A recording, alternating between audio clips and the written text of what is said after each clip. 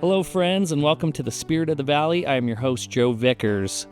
We're about to listen to an interview that was recorded live at Drum Distilling back in April, where I had the pleasure of chatting with Drumheller legend Jim Fisher, and we got to dig deep into his knowledge of hockey in Alberta, specifically surrounding the history of the Drumheller miners. And Jim has incredible tales that could rival the antics that is seen in the movie Slapshot. So everybody buckle up, lace up, or whatever other analogy required. We're in for a good one. Hope you enjoy. Hello, ladies and gentlemen. Can I have your attention, please? We're just about to start the show, so if you want to just get settled in, that would be great. My name is Brooke Christensen. I'm one of the partners here at Drum Distilling.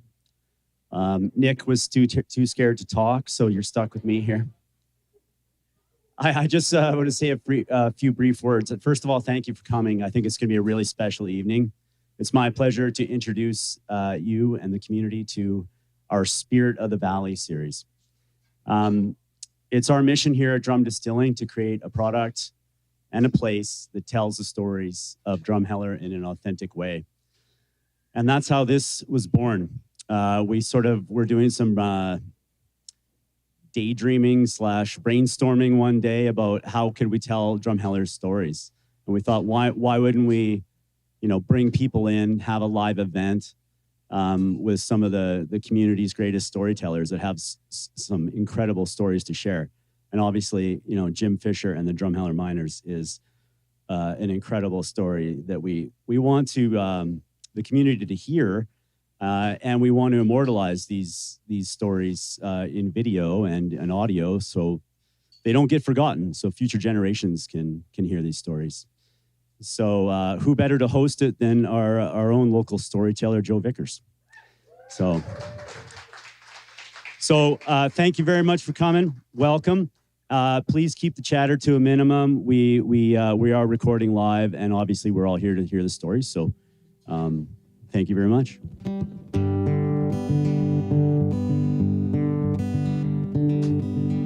All right, thanks, Brooke. I was going to do a little intro of what this series was about, but we don't have to go there anymore. Let's start off with a tune that gets us set here in our valley home.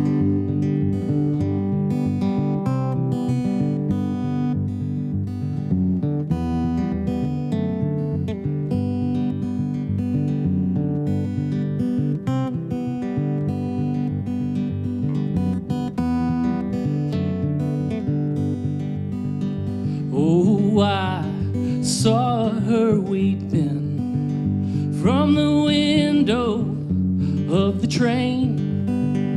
Even though I could not guarantee it, I promised her I'd be coming home again. I would think of her standing on the platform as I fought from the trenches of Europe, when my heart and mind were with attrition.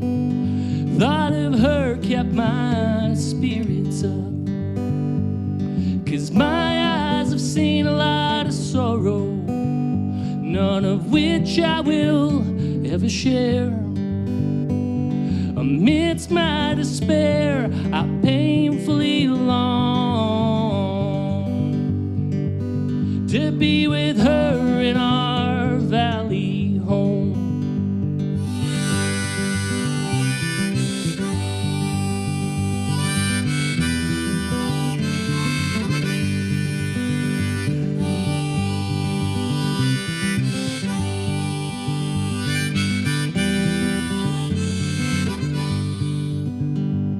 For every side of pain I witnessed, I balanced it with the image of home. 'Cause the sight of surrounding canyon walls captures beauty by the bushel.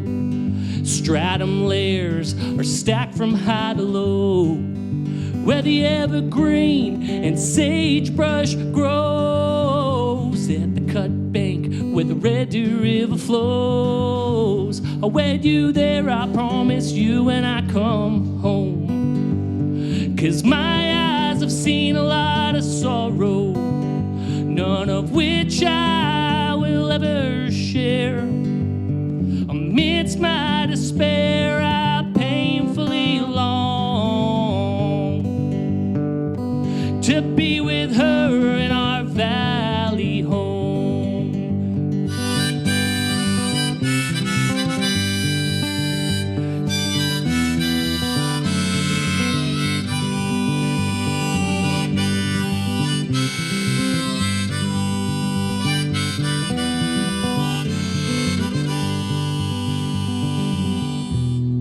At the end of the war, I stepped back onto that same platform. She wasn't waiting there. Her mother came to inform she'd fallen to the Spanish flu, and it done carried her away.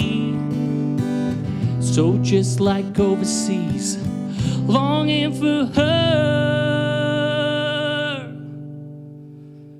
forever in my heart she will always stay.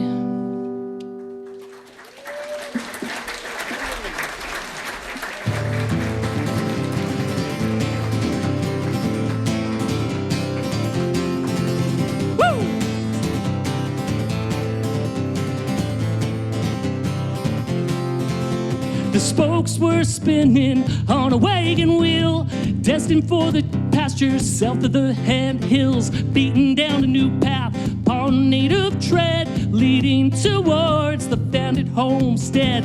Rustled me a herd of cattle along, crossed the creek, then circled the canyon, till the gentlest slope allowed for descent into the valley. The trail ended, the pioneer trail led to the entrance of the prairie hinterland. Ranching cattle and breaking the land, I found settlement on the hinterland.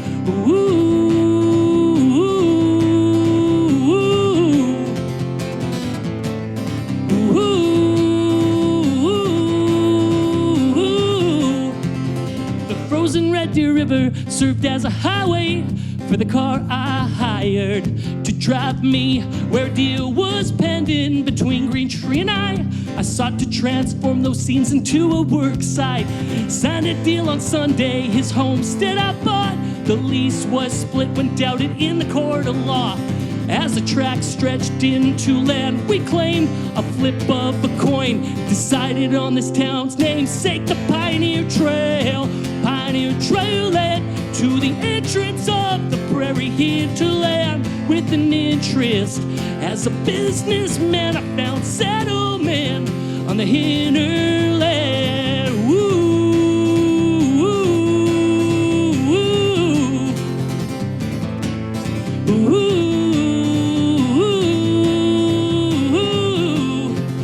From Pennsylvania, I traveled to these hills where jobs were more plentiful than men could fill.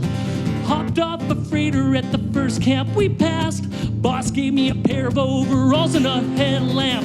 Bunked in with some foreigners in a makeshift shack. Figured I'd make some dough before returning to the tracks. My story unraveled like many immigrants. Here within the Badlands, my roots were planted. The Pioneer Trail led to the entrance of the prairie hinterland. Built a new life with these dirty hands. I found settlement on the hinterland.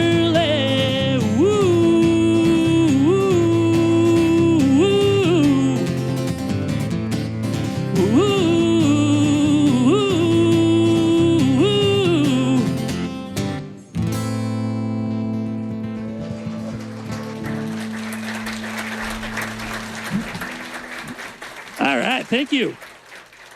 You know, a song about the trail that brought people to this valley. And if you stay long enough, good chance that trail's going to lead you right next door to the Pioneer Trail Senior Center. I mean, I daydream about being an old timer and being able to have access to those regulation-sized snooker tables. You know, the 50-cent DVDs. I love that place. No, the song's about what brought people to this valley in the first place. So at first there was homesteaders, ranchers, and then there was entrepreneurs, and then later a slew of coal miners that came once all the coal fields were opened up and all the coal mines. I guess it's worth mentioning that among those early settlers was my great-grandfather, Nelson Blake. He owned and operated NB Vickers Limited for over 60 years before he went farming. And then on the other side of my family tree, there was my great-granddad, Joseph Serkonik, a Ukrainian immigrant, also my namesake. He found himself here as a young man, and he worked his entire adult life at the various coal mines throughout the valley. So it's safe to say that the Vickers family history is entangled with the history of Drumheller, this town that is settled on Treaty 7 territory, the ancestral home of the Blackfoot Confederacy, which includes the Kainai, the Piikani, and the Siksika Nation. And you know, Joseph Tyrrell, the paleontologist, he's often credited as being the first individual that found fossils around this area. But the Blackfoot and the Cree had a name for this region.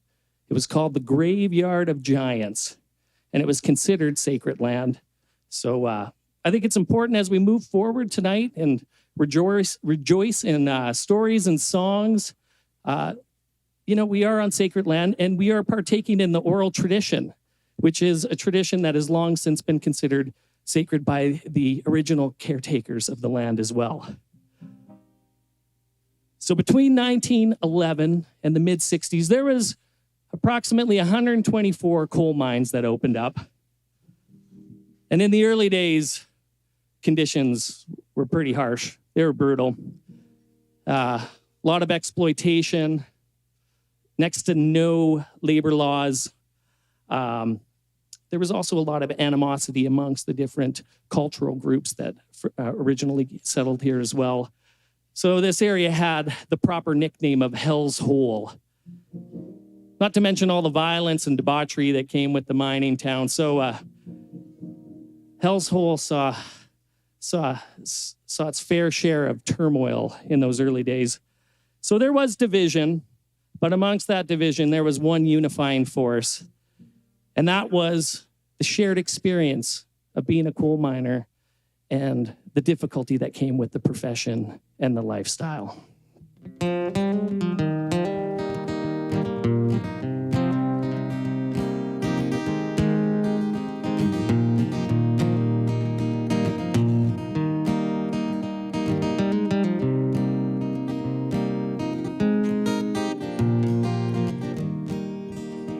The sunlight shines through the walls of the whitewashed chicken coop I call my dear old shack, my home sweet home. With 3 others I'm bumped along in the labor camps I call the world. So it is, as far as I can tell. After all, boys here to work are of nearly every nationality. We don't share a language, we don't share a heritage, yet we are bound by this profession and strife and in struggle. We are unified.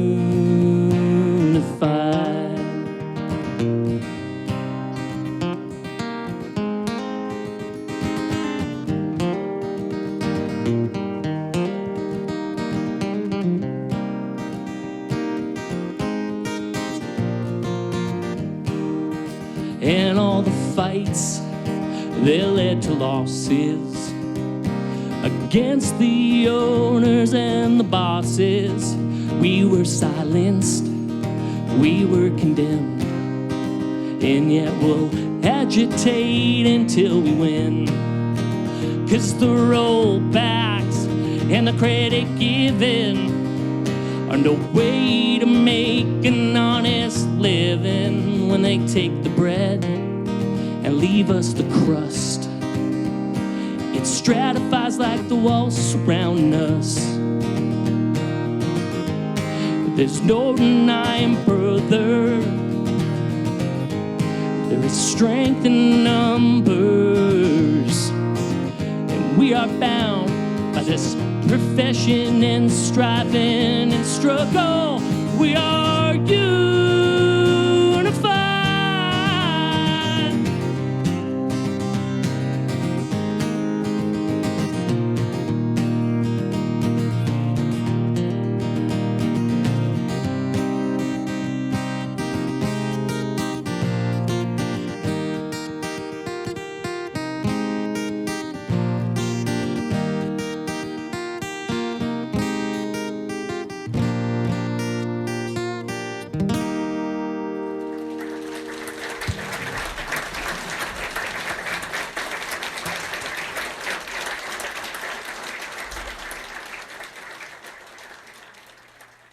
How about that? Marcel on cue with the old fashioned. Thank you, Marcel.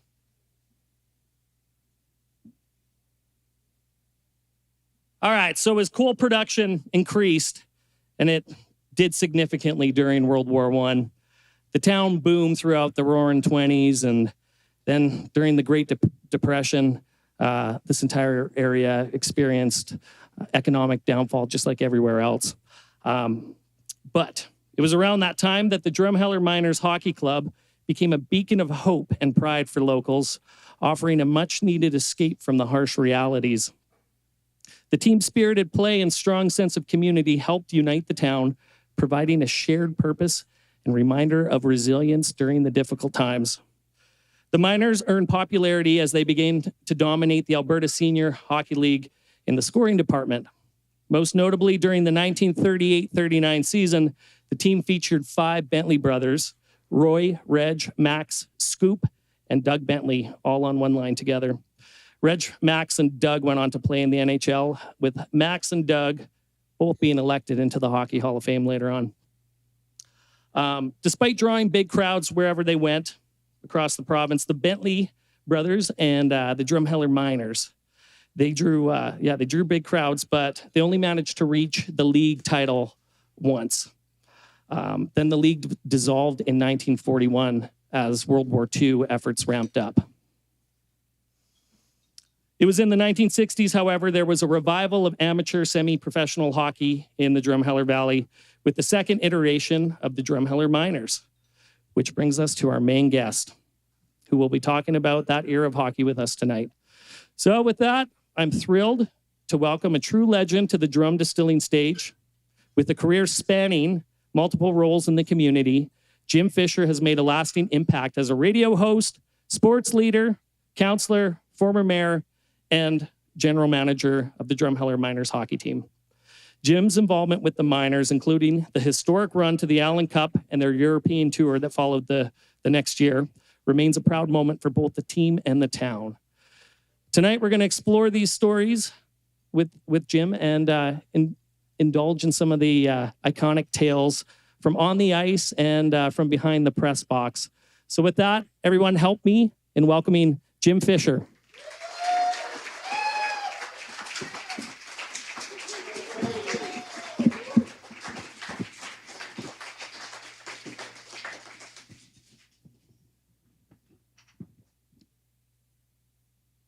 Be careful, Well, these are really, really deep couches.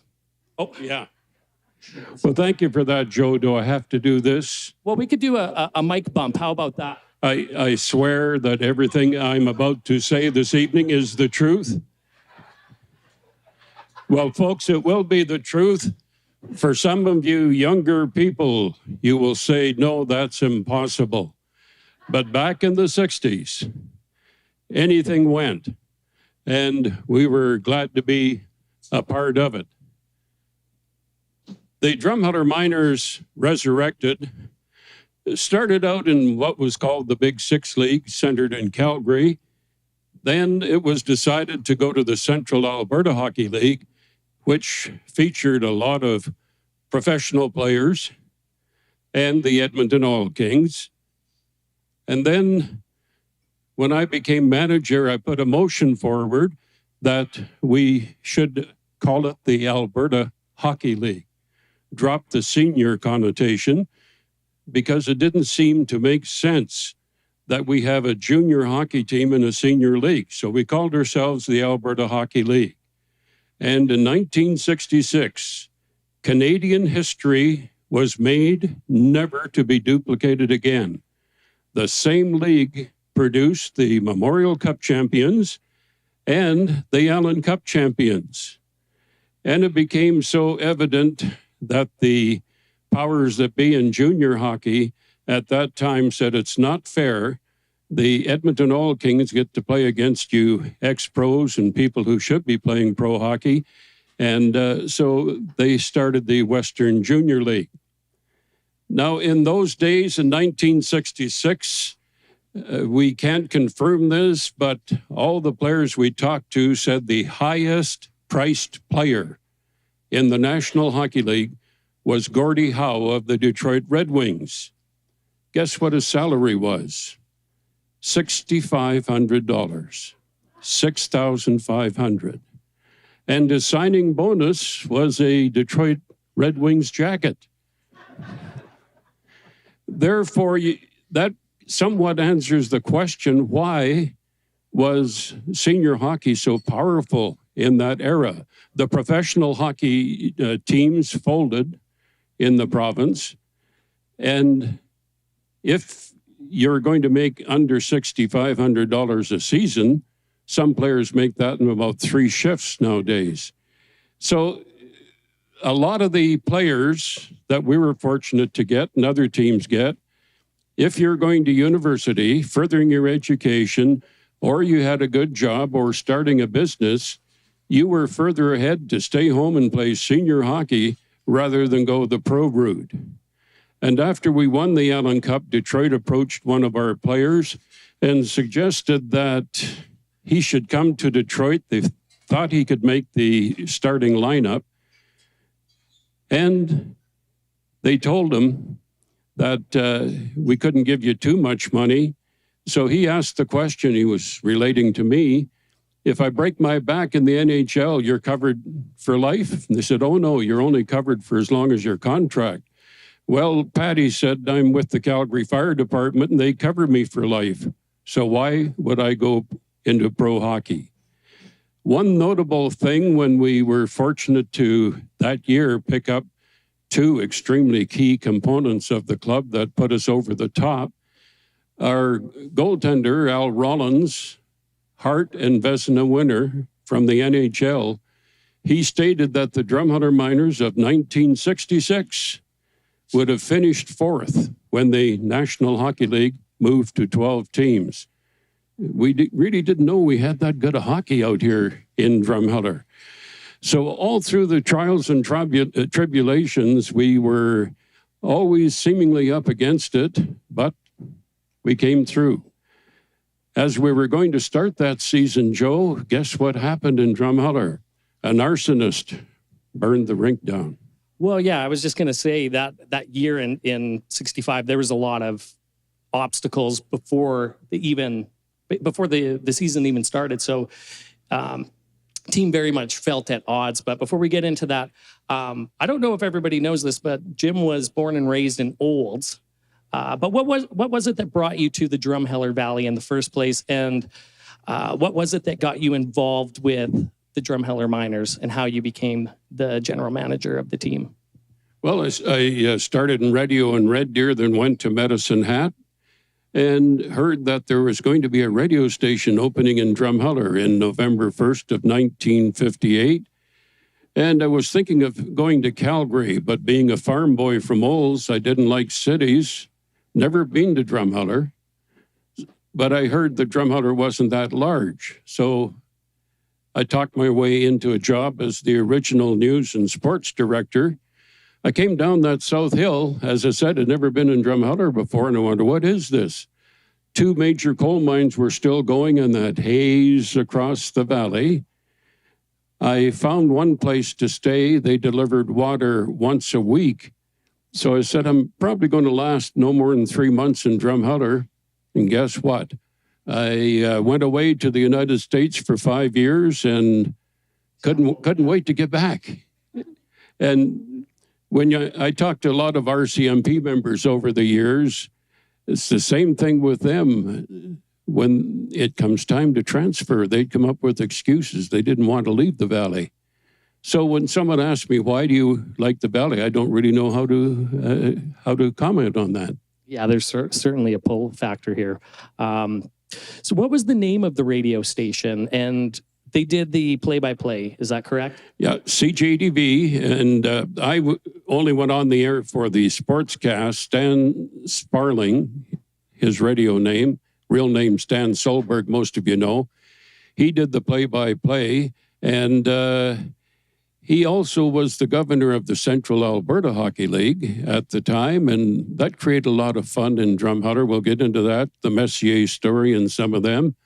And later, Stan went to Rosetown to start a radio station. And one person I don't think ever got enough credit for turning the miners into what they were over the years is Jack Samuel. Jack did a lot of work, and how I became manager to this day, I don't know if I was told or if I was asked. Jack came up to me one day and said, can you be the general manager? And I don't know if it was a question or if it was an order, but I wound up being the manager. Well, wasn't it a bit of a rough start to that season? The record was not so kind to the Drumheller Miners, 0-7 or something like that. Well, in '64, we lost every game at the start of the season. So the powers that be thought there should be a change within the operation. And so they approached me, the main reason being I was the only one who traveled with the team to every game outside of the coach and trainer. So the rest is history. Yeah, you're already there, so you were a valid candidate. And it was Ron Squeak Leopold he was a player GM. Was he not, like during that season? So you kind of limited his one role to just focusing on the ice, and that might have helped his goal scoring record that year, for all we know. Yeah, Ron would be the first to say we needed a change of atmosphere, and that's where I came in. And a lot of good stories about Ron. He was employed by the city of Drumheller at the time as the recreation director, and of course looked after the arena.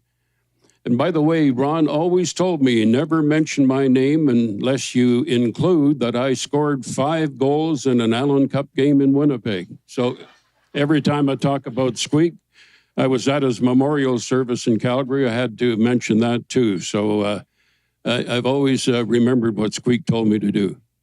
What other switch-ups did you do as soon as you became the general manager? Well, one of the things was our uniforms were blue, and I wondered why, because we didn't have that coal mine theme. So I took a page out of the New York Americans that used to play in the National Hockey League up until the Second World War. Their jerseys, for example, had stars on the shoulders, and we thought we would go black and white. But somehow I don't know how, but I talked my way around for 3 seasons with all teams. We only played with the white uniform. Didn't like the black uniform. It didn't look too good. And the white uniform on television, when we would look at it very closely, made the miners look bigger. So I talked my way into keeping the white. I love that because I think about looking at all the old pictures, especially from the 30s when it would have been the blue jersey. How would have we known? They're all black and white photos, you know. Anyways, so you're talking about the beginning of 1965, 66. There was the fire that destroyed the original Memorial Arena, an arsonist. And then there was a dispute amongst players' rights. The Alberta Amateur Hockey League, as well as the Calgary Spurs, were suggesting that maybe some of the players on the Drumheller Miners should be taken to the Calgary team. Is that correct? Well, it's sort of a long story. A Calgary representative went on television one Sunday afternoon and stated Drumheller should not be permitted to compete for the Allan Cup. The Allan Cup was really great hockey. He said he felt it should only be Calgary and Edmonton permitted. So he started looking at some of our players. And by the way, most of our players were from Calgary at that time. The Alberta Amateur Hockey Association called a meeting.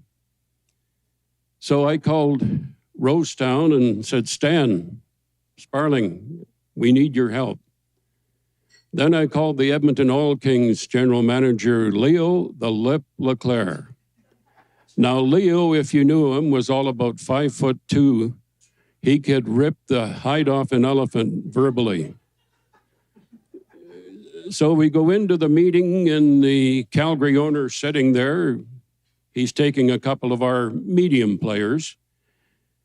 Stan Solberg walked up and sat down on one side of him, and Leo the Lip on the other side. And when Leo the Lip finished, there is no more rating the Drumheller Miners. We had a great partnership with the Edmonton Oil King management. It was kill on the ice, but in the boardroom, I remember I would call Edmonton, say, I want this. And they say, no, it's not a good idea, Jim, but we'll vote for you. And then I get a call from Edmonton and say, I don't like your idea, but I'll vote for you. So Edmonton and Drumheller really got along off the ice, not on the ice. You mentioned Al Rollins briefly, the Vezina winner, Stanley Cup champion, Hart Ross Trophy winner as well. He was a bit of a ringer. He was on the tail end of his career, but did that television broadcast have anything to do with his decision to come to Drumheller? From what I know, he saw that broadcast. Well, he was part of it, and I never asked Al specifically, but right after he called our coach, Roy Kelly, and Al knew some of our players. We had the ex-pros. Calgary didn't, even though they lived in Calgary. And our home games were in Hanna. Imagine driving from Calgary to Hanna for a home game. But these players, and a lot of them were getting up in age for hockey, they decided they're going to buckle down and try to win this. So Al called our coach and asked if the Drumheller Miners needed a goalie. Well, yes.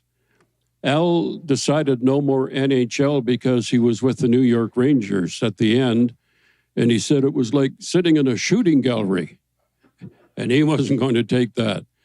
So he came, and then I should point out, when we went to Salt Lake City, Al Rollins a couple years later showed up as our coach. And he was boasting one day he was the only hockey player in the Guinness Book of World Records. Oh, I said, congratulations, Al. That's quite a feat. What did you do to get into the Guinness Book of Records? Well, he said, this player on the other team was standing to the side of his net up against the boards. He shot the puck down the ice. Al said, I just put my goal stick out. Just before the puck got there, it hopped a stick and went in. So the record for the longest goal is history. So Al said, I hold that record. Well, I don't think Ovechkin will break that one, at least. You were talking about making the commute to Hanna. A lot of the ex-pros lived in Calgary, and they'd make the 2-hour drive to Hanna. How did that work out? Because the 65, 66 year, Drumheller was without a home, and all the regular season games for the home games were at the Hanna Arena. That's correct, right? So how did that come about? Well, we, for about 10 seconds, wondered if we should fold the team that year after the fire. But we got a hold of Hanna. And they had their entire schedule set up. We went to a town council meeting and said, Drumheller minors, you take any ice time you want, any day, and we will work around you. So that was nice of Hannah to come to our rescue. But that only lasted for the regular season and the playoffs. Then we had to move. Let's talk about some of the other players of mention on that 65, 66 year. So Al was in net. There's a couple of big defensemen. There was Ray Saka and Jack Rudachuk. And I think they were the culprits behind the whole Munson flu. Can you tell everybody what the Munson flu was? I didn't know this story till we were in Salt Lake City, and Dave Rochfort, Big Dave, who played for the Edmonton Oil Kings, told me, you must have heard the ruckus in our dressing room after the first period. We got into it, and they had an awful time breaking us up. Now, I have to set the stage in the old Drumheller Arena. No such thing as plexiglass. The boards were about 44, 48 inches high. That was it. No protection for the fans after that. In the end, we called it chicken wire, but it was thick wire. Detroit sent their scout into Drumheller to lecture the players before the game. They said, you're chickening out against the minors, because Detroit was determined to build a team to go against the tough Drumheller minors, as they called it. So Dave said 3 times in that first period, we were ordered to go into the corner and give it to Rudachuk and Saka. Don't back off. 3 times I hit the red line and I look, where is Jack Rudachuk? I flipped the puck into his corner. So our players had to go in there. And Jack Rudachuk was famous for getting a stick across your rib cage, raising you up, then with his forearm ramming you into that wire. You'd come off with the wire indentation on the side of your face constantly. Again, remember, no helmets. And it was one of the Rudachuk trades that he really implemented. So Dave told me the Munson flu came about. He said, we're coming to Drumheller one day when the old rink was still there, and we hollered to the front of the bus, Coach, we can't play in Drumheller today. So the coach hollered back, why? We got the Munson flu, because we just saw the Munson sign there. And so he said, we did not want to play in Drumheller. I mean, I wouldn't want to leave Drumheller with a cheese grater face, so I can't fault them. Tell us a little bit about your pal, Tony Coleman. How long do we have? Well, first off, again, it was not manly in the 60s to wear helmets. People would stare at you if you had a helmet. And Tony would often tell me, we hockey players weren't too smart. We protected the wrong head.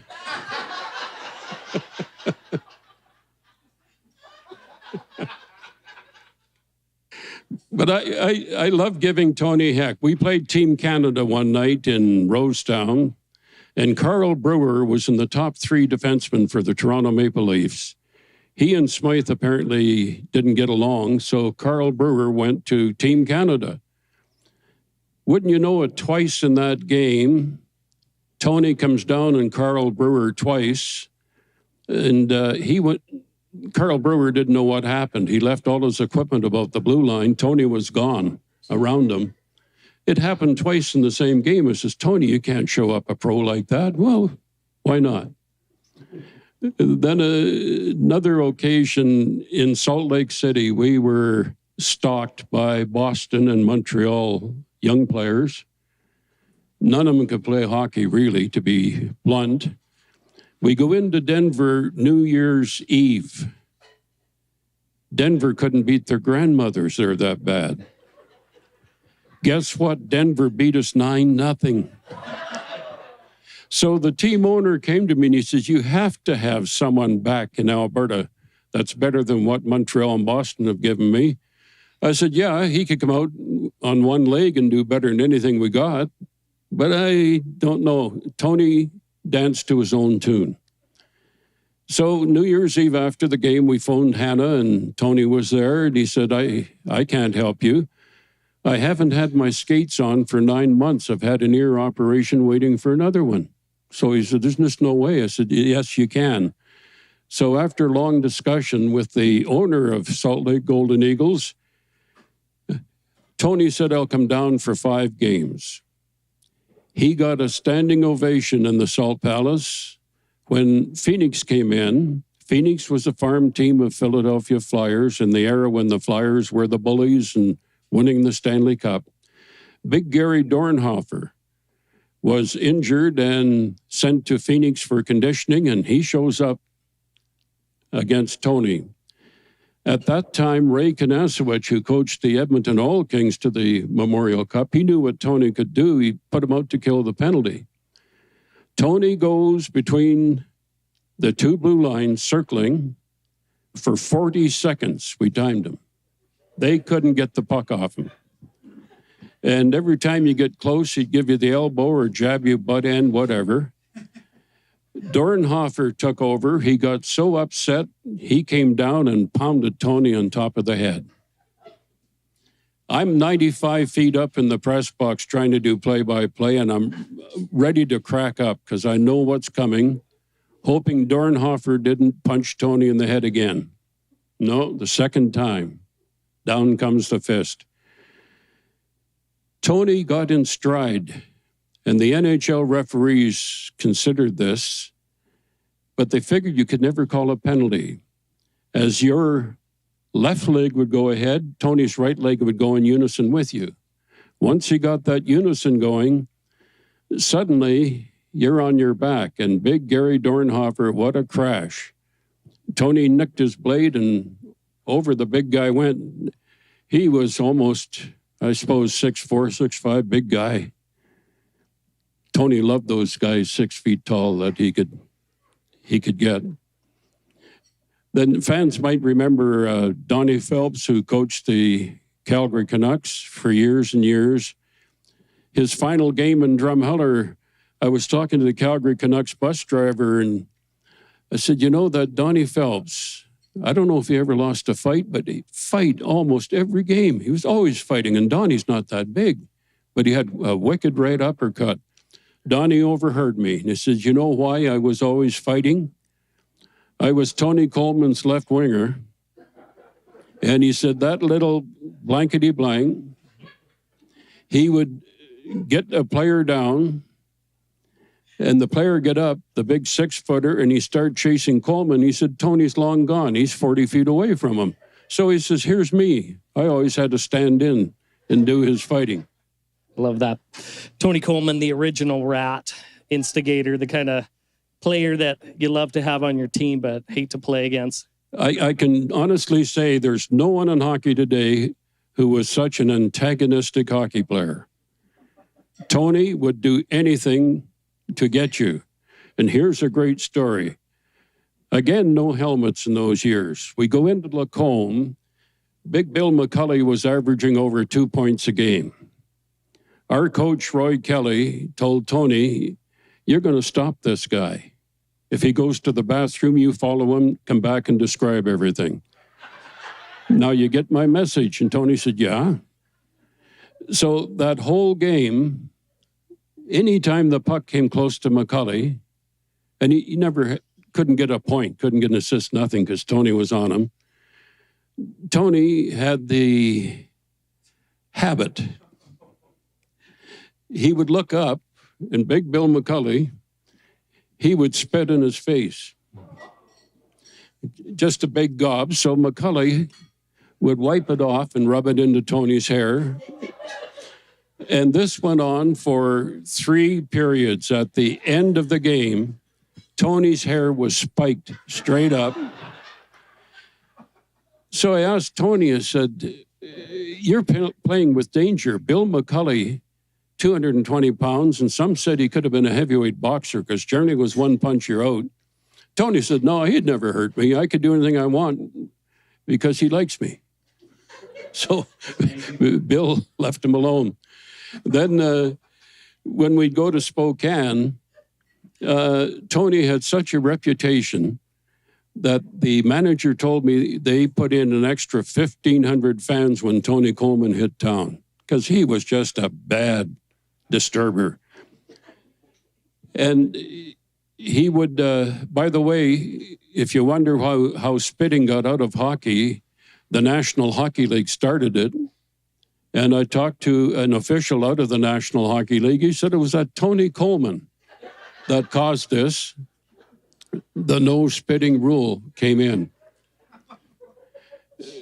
And I got to recall the Dave Rochford. He was the Detroit Red Wings bonus baby in Edmonton Oil Kings. Dave's a pretty big guy. And he told me the story. He says, you remember, Fish, when I swung my stick and carved Tony open right across the forehead? He says, yeah, I remember that. Well, they got Tony off the ice into the dressing room, 2-2 tie in the third period. The game goes into overtime, and out comes Tony Coleman, scores the winning goal. So Roach said I was in real trouble. The Detroit scout told me before the game, Tony Coleman's going to knock you down. He's going to spit at you. He's going to butt end you. He's going to do everything. His mouth will never stop.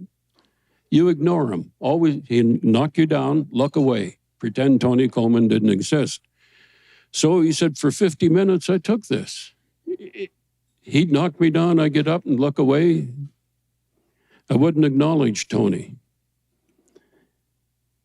But he said, Tony tried everything to get me. Couldn't get me. We're talking hockey, so we got to sing the best hockey song ever written. The hockey song by Stompin' Tom.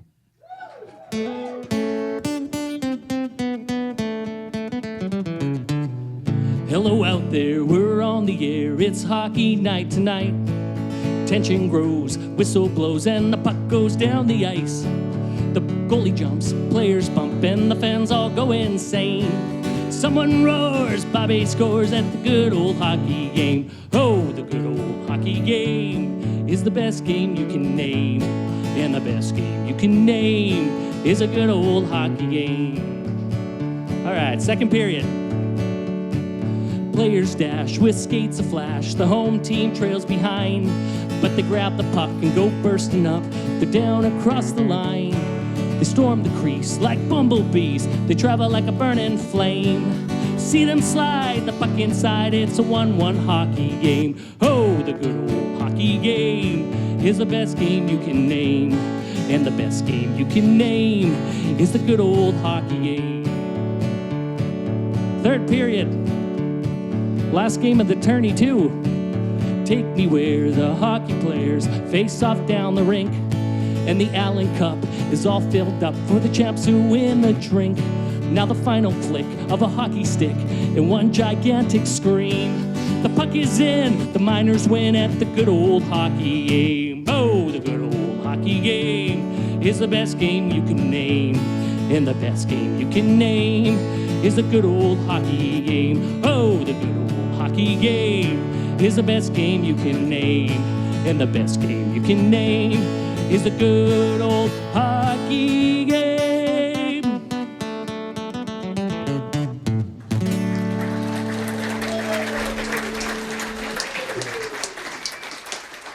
All right, we were just in the middle of one of those Tony Coleman stories.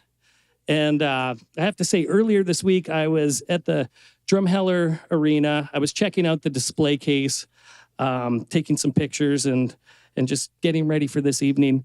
And I bumped into my friend Dave Scott, one of my beer league hockey pals. And I was pointing out the Tony Coleman gloves. And he said, oh, I met Tony Coleman once in a backyard party, and he had gigantic mitts. Little short, stocky guy, but he had big hands. You knew that he was a tough guy out on the ice.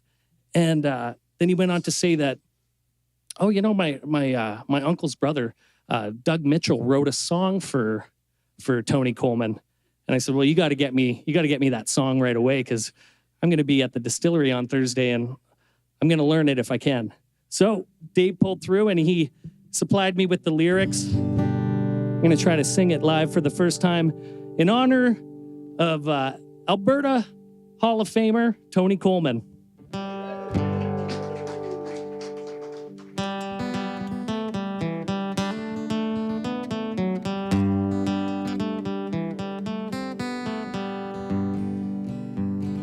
Tony Coleman, short and stocky. Hell the hell did he play hockey? Hey, hey, Hacker Coleman. Hey, hey, sawed off Coleman. Hey, hey, half pint Coleman. You'll get yours someday. He played junior with the Regina Pats, and that is where he learned to hack. Hey, hey, Hacker Coleman. Hey, hey, Slewfoot Coleman. Hey, hey, Hooker Coleman. You'll get yours someday.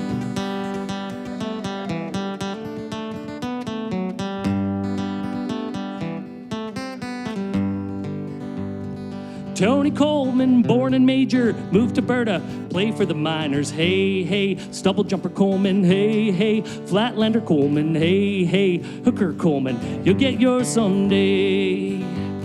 Skate like a maniac, deep like a fiend, end to end through the other team. Skate, score, crazy Coleman. Skate, score, buzzsaw Coleman. Skate, score, shifty Coleman. You'll get yours someday.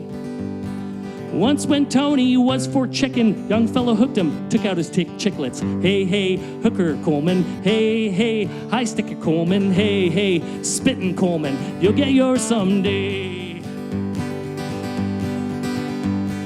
He played pro at 33, dazzled them down in Salt Lake City. Skate score, crazy Coleman. Skate score, buzzsaw Coleman. Skate score, shifty Coleman. You'll get yours someday.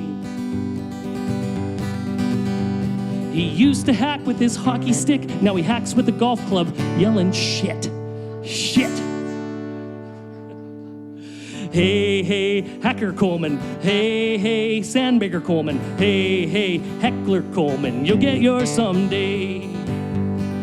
No one ever called him handsome. How did he wed Janet Jansen? Hey, hey, stud muffin Coleman. Hey, hey, heartthrob Coleman. Hey, hey, handsome Coleman. You'll get yours someday. You're in the Hockey Hall of Fame now. What do you got to say now?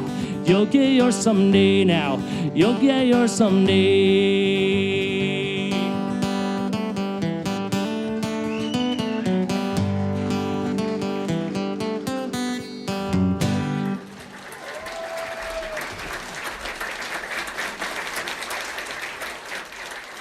Well, Jim, I think that kind of sets us up for that Tony Coleman story that you were telling us. Maybe you got to start from the beginning, but take it away. You know, you picked that guitar so good. I think you must be a farmer, are you? Yeah.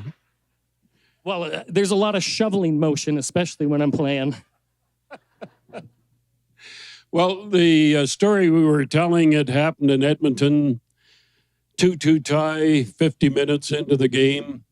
And the Detroit scout had lectured Dave Rochford. You totally ignore Tony Coleman. You know everything he's going to do. And Dave said, I took it. Pretended Tony wasn't there. He'd knocked me on my back time and again. Every period this went on, I took it. He said until about 10 minutes to go, tie hockey game, Tony starts saying disparaging things about my mother. He said it was pretty bad. So I swung my stick and opened up his forehead. And that's when Tony went, they got him to the dressing room, and overtime he came back and scored the winning goal. So Dave said he was really in trouble.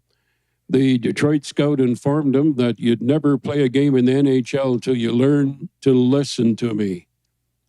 And Dave says, no one talks about my mother like that. And he said, yes, Tony can talk about your mother all he wants, and you're going to take it. So that was Dave's story. I mean, back when I was playing hockey, I guess you'd just say, your mother was wearing army boots, and that was about as bad as it got. Old filthy hacker spitting Tony Coleman.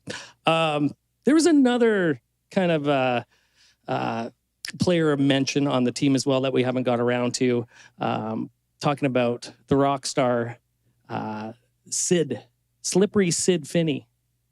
Slippery Sid. The Wirtz brothers, one would own Detroit, one owned Chicago. And originally, Sid was to play for Chicago. But he'd get on the airplane, come back home. He wasn't interested. Sid, he would wear his sunglasses everywhere except to play hockey. At 3 a.m, he'd have his sunglasses on. Sid was a different character. And it was a game in Edmonton. The professional Edmonton Flyers played on the Saturday night. We were told 1,700 fans. Only 1,700 fans showed up. And I believe that was the game the next day.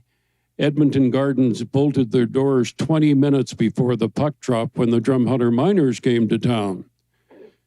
So Sid walked out in the sunglasses.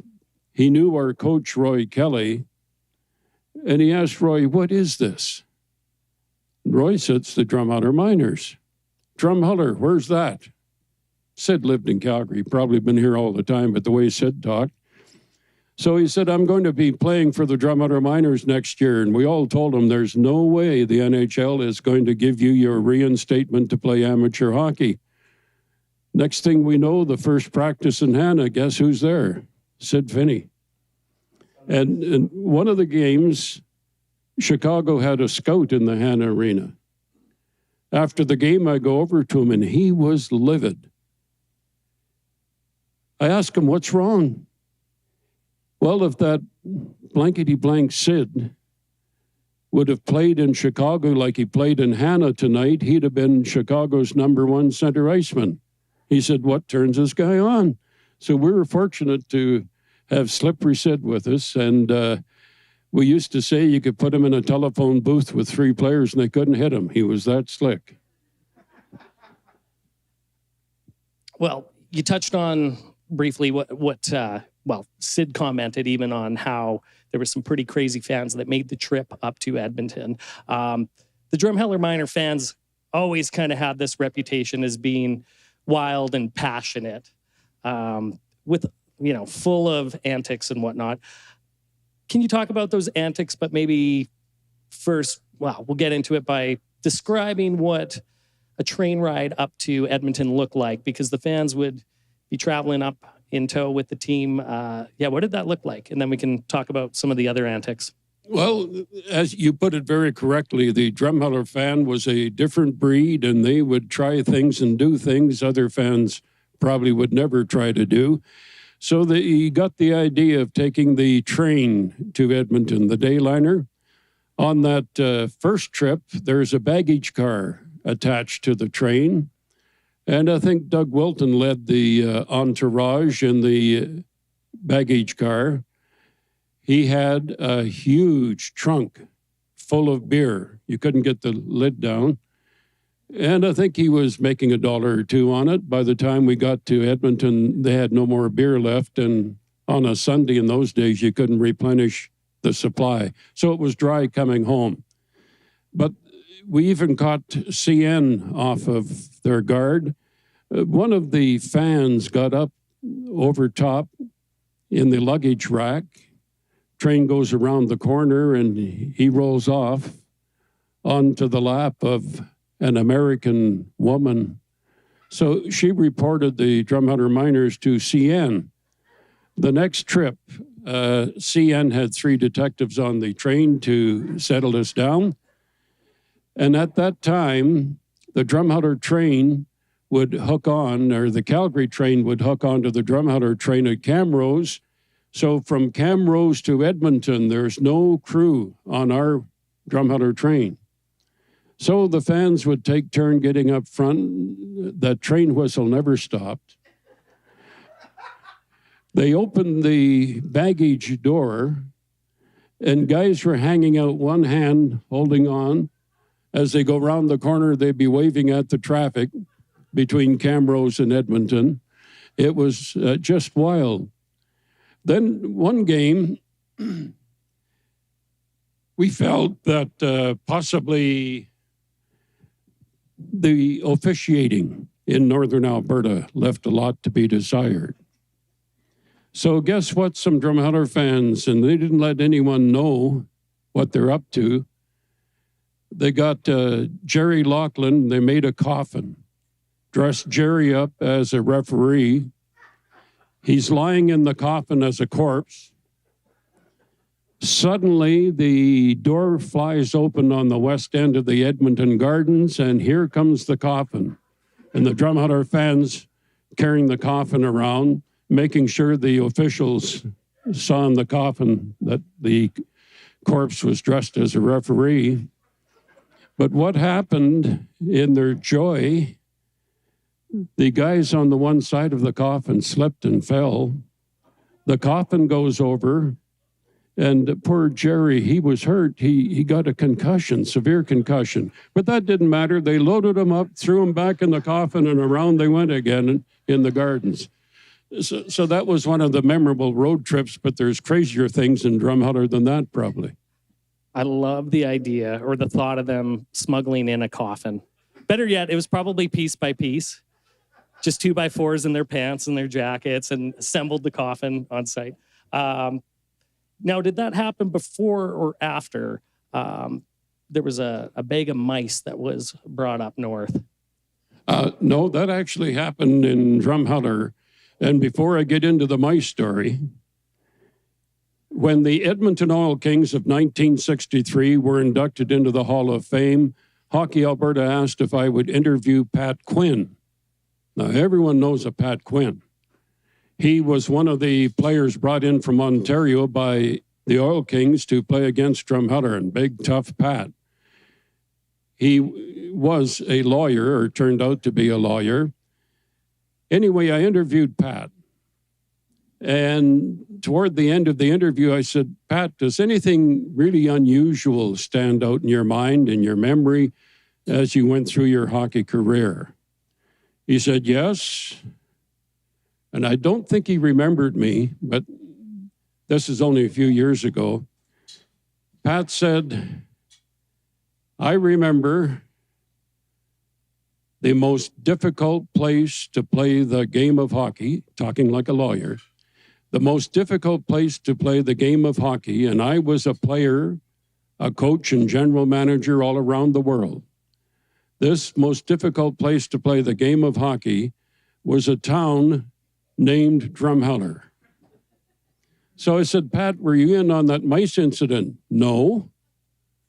But I'll tell you what I was in on. I think her name was Joyce. Now, for those of you who didn't know Joyce, she was our #1 fan. She wore her heart on her sleeve. And Joyce did not take any gab from anyone. She got yapping back and forth with Coach Buster Brayshaw of the Edmonton Oil Kings. Now, in those days, you could just hop over the boards into the players' bench. Again, no screens, nothing. Pat says, we're going down the ice, and I take a look over, and here's Joyce wailing on our coach, and she knocks him down. So he says, I was one of the players that went over there, and we started clubbing Joyce. And we finally got this stopped.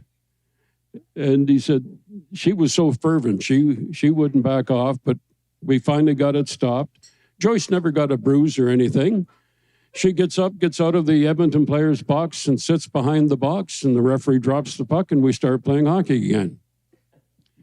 Now, one of the famous incidents, and again, remember, no plexiglass, just the board this high. The Turner boys were said to have done this, and they waited for Edmonton to show up, of course. And they sent a message to Edmonton. I don't know if they're trying to call them mice or what, but suddenly 75 to 100 live mice are thrown onto the ice. Whoa, what's this? Oh, did you cause this, Joe? Look at those. Where's the hockey stick? Oh, I love this. Oh, yeah. I'm surprised one didn't get right in, 3-pointer right into the beer. Thank you. I think I've been set up. Anyway, what was so unusual? Buster Brayshaw, the Edmonton All Kings coach, he ordered every player off the bench to fire the mice back into the Drumheller fans. So they're just going like this. You couldn't believe the arena was full, and you couldn't believe the fans ducking and getting hit with these mice. And after about 3 or 4 minutes, there was not a mouse left on that ice because the All Kings made sure they got them right aiming at people. They hit a lot of people square on. Might have been a couple farmers on that Oil King team. I know some farmers that have been in the bin with a hockey stick. On a gentler note, Kenny Flagger, the trainer, he pulled a little quick one. Yeah, we didn't know what was coming. The Lacombe Rockets had the powerhouse at that time. They'd come into Drumheller with just maybe 12, 13 players and beat us. And maybe I should mention this just before I mention it, that is service, Stan Sparling's service, that he was not on Doug Messier's Christmas card list. They had a dislike on for each other because Stan was the governor. Drumheller had illegal nets. So the nets were something like you see kids playing in the street with now. The time clock was way up in the rafters, just one little time clock, and it was difficult to see. So there was word around that maybe if Drumheller was behind in the third period went on a little longer than it should. Or if Drumheller was in the lead, that third period sure seemed to go over quick. So Messier was really upset about this. The play was going on, and I'm sitting by Stan. He's doing the play-by-play. The play's going down the ice, and there's only 4 Lacombe players on the ice. Next thing we know, Messier, he charged up through the crowd, kicked the press box door open, the same setup as right there today in this arena, booted the door open and started swinging his stick. Now, I'm sure he didn't mean to hit Stan, but Stan saw it coming. He ducks underneath and pulled the bench against him, and Stan continues doing the play-by-play. All he could see was Messier's skates and bottom of his legs. But you're listening, sitting at home, hey, this is a good game. When he was finished, all Messier had was maybe a foot long of his stick. What a pro. So he went back and played the rest of the game. But Stan didn't miss a beat, and he missed a beat. No, he just. I know he mentioned Lachlan and Samuel in on goal, and they hit the goal post, and the play's going back down the ice, and here he's on his back, taking cover. But again, listening at home, it really sounded good. So was Stan doing play-by-play when Kenny was the trainer at the time? Yes, Kenny was a trainer for quite a while. And that was really funny. In the old arena, when you turned the lights out, it took about 10 minutes to get the lights all back again. But they decided to pull this because the game before, Lacombe Rockets showed up with Alberta Golden Bear helmets, all nice gold helmets. Well, that kind of irritated people in Drumheller because no one wore helmets at that time. The next time Lacombe comes in, the deal was set up with the Lacombe Rockets for Old Canada with the 5 players spread out and hold your stick close to you because we have a woman figure skater who is going to come out with the Canadian flag and skate in between the players, back and forth. So out comes this woman figure skater, beautiful skater, leg way back in the air, and then this leg way back in the air. weaving between the Lacombe Rockets players. The arena had just very little lighting. You could just see figures. That's all you could see when this is going on. At the end of O Canada, this woman figure skater goes to the north end of the rink, gets rid of the flag, and the lights come back on. The Lacombe Rockets 5 starting players are just standing by their bench, talking. All of a sudden, this funny Irish laugh. Kenny Flager. He was the figure skater. He took off his beautiful blonde hair. He was dressed in a short skirt. Well, you ought to have seen the Lacombe Rocket players. They charged for him. But Kenny ducked and got the door shut before they get at him. Then he ran into another room in case they came around and locked that room, and they could never get him. So who won that game? I don't recall. Kenny stole the show. Probably the Miners. Let's just say they were probably thrown off from the beginning. Earlier in our chat, you were talking about the AHL, so the Alberta Hockey League, because very unique having both a junior team and a senior team as well. Pretty cool that the AHL is likely going to go down in history as the only league to ever produce 2 teams that would go on to win title championships. I'm talking about the Oil Kings, who won the Memorial Cup that year, and then the Miners winning the Allan Cup. Can you talk a little bit about the rivalry that you had on the ice, and then the friendship that you had with the Oil Kings GM, Wild Bill? There's no doubt by 1964-65, you talk about the rivalry, the Alberta rivalry. It was Drumheller and Edmonton Oil Kings. Nothing like it. On the ice, it was Edmonton filling their rink, Drumheller filling their rink, and it was almost a war if you talk to the players. So in the boardroom, though, we pulled for each other, anything we could do. So before the playoffs in 1966, Wild Bill calls me and he says, Fisher, you know we're going to meet each other for the championship of the league. So he says, this is what you're going to do. We're going to break the rules. When you come up against us, you will pick up 3 players, which was allowed once you left Alberta, but not within Alberta. He says, we're going to do this. And why we're going to do this, I want the Drumheller Miners to toughen up the Edmonton Oil Kings in a 7-game series and really take it to us. And I said, okay, Bill, we'll do that, but you've got to really take it to the Drumheller Miners because maybe we have a crack at an Allan Cup. Then before he hung up, I says, Bill, why are you saying you want us to toughen you up? He said, well, we know who we're going to play from Eastern Canada for the Memorial Cup.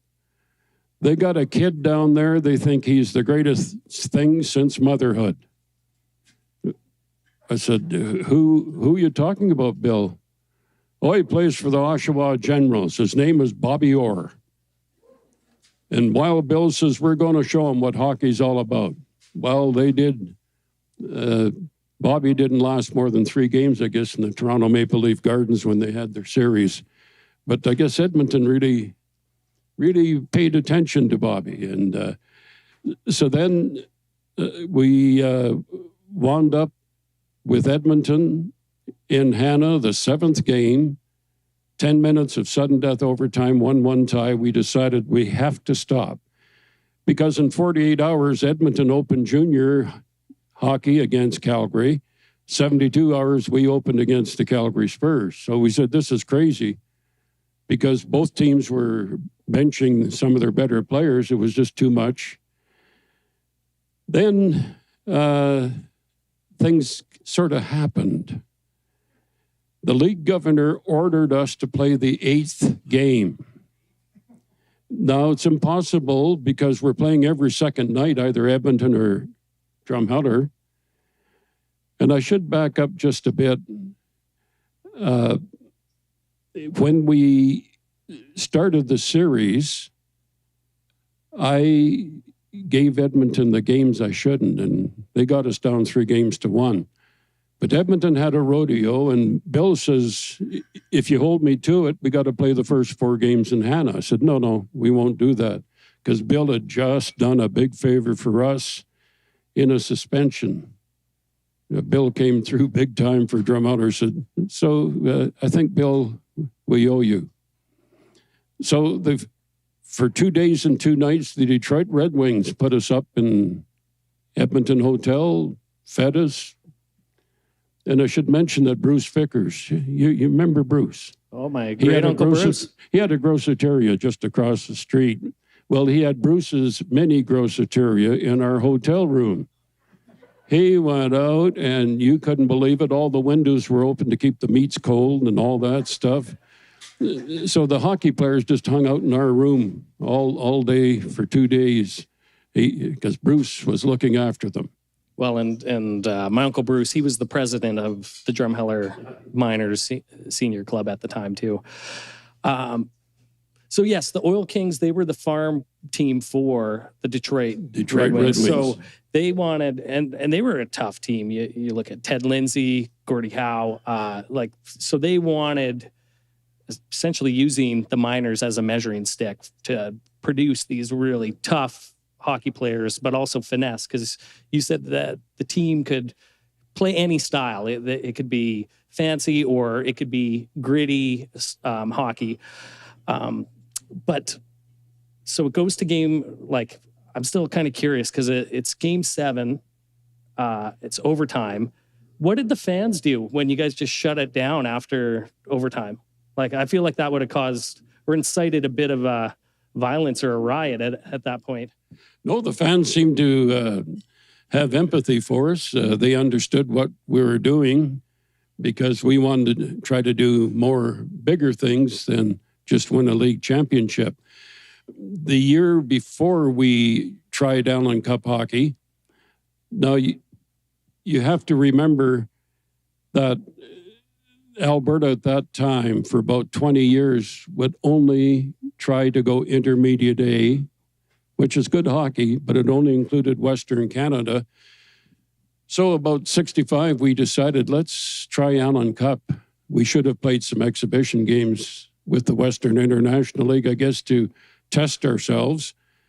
But it turned out, yes, in 65, we lost in straight games to the Nelson Maple Leafs, but they're all close games. So by golly, when Sid Finney and Al Rollins came along and a couple more key players, things turned out good for us. So you called a truce in game 7. The Canadian Hockey Association said play game 8, but that never happened. And then Drumheller ended up with the Herald Journal trophy. Yeah. But then what happened to the trophy after that? Because there's a little speculation. There was a disappearance. Yes. What happened? Actually, it was the following year this happened. The oldest trophy in Alberta hockey history is the Herald Journal trophy. We won it year after year after year. But in 67, the Calgary-based Alberta amateur people decided there would be no winner. Now, you go to Wikipedia and on the internet, it's full of misinformation. There was actually a winner. It didn't happen until 12 years ago when the good people at Hockey Alberta realized the mistake. We couldn't get the gold medallion, so we couldn't give the Herald Journal trophy back. So I remember Stu Peppard and Joe Kriska, who went on to become Court of Queen's Bench judge. They were very emphatic that we give them that trophy back or else. I said, well, let's go the or else way, because you're not getting it until we get the gold medallions. Well, you're not getting the gold medallions. Well, you're not getting the trophy. So I hid the trophy for 2 years, and then I was hired on to go to Salt Lake City. So in comes Bruce and your granddad Blake. They got together and they hid the trophy it was hidden for about 40 years. And since we chatted, I learned that trophy was hidden in the garage in the house that we're living in right now. And let me tell you, by the sounds of it, it required a lot of refurbishing by the time that they finally got the trophy back and put it on the showcase. It required a couple bucks to shine it up. Well, they told us $2,000 to refurbish it. We did put it in the Hunter display at the arena for about a year until Hockey Alberta spotted this. So they asked me very nicely, and I says, no, you're not getting it until we get recognized as winning the championship in 67. Okay. So I returned the trophy, and that's when they asked that the Drumheller Miners apply to go into the Hall of Fame because they couldn't believe they weren't in the Hall of Fame. So that evening, I was called to the stage, unknown to me. Here's a big banner, Alberta Champions. It's hanging in the arena. So the president of Hockey Alberta said, are we even now? Are we buddies? I said, yeah, we're good now. Well, it's a good thing you had a good mentor in negotiation in Leo the Lip. So, but both you and Bill Hunter were reprimanded for the little stunt when you guys decided, okay, we got bigger fish to fry. We want the Allan Cup. They wanted the Memorial Cup. But then both of you were suspended. How did you get out of that pickle? Well, maybe I'll go back a few weeks. The last game in Lacombe, Rock Crawford, who was known to take no prisoners, his stick seemed to get a little bit high. And the league governor decided to throw Rock out of hockey for the rest of the year. Now, I was, very knowledgeable. We couldn't go without Rock. So I called Bill Hunter. And in those days, the decision of the league governor had to be upheld by the league representatives. So we knew Red Deer and Lacombe get rid of Rock Crawford. So I phoned Wild Bill Hunter and said, Bill, I need your help. This is what happened in Lacombe. I'm going to go into the meeting and I'm going to whimper and poor me, poor Drumheller, poor everything. The world's against us. And we need this guy. We're trying to put a team together to represent Alberta, to go through Canada, and these terrible things are being done to us.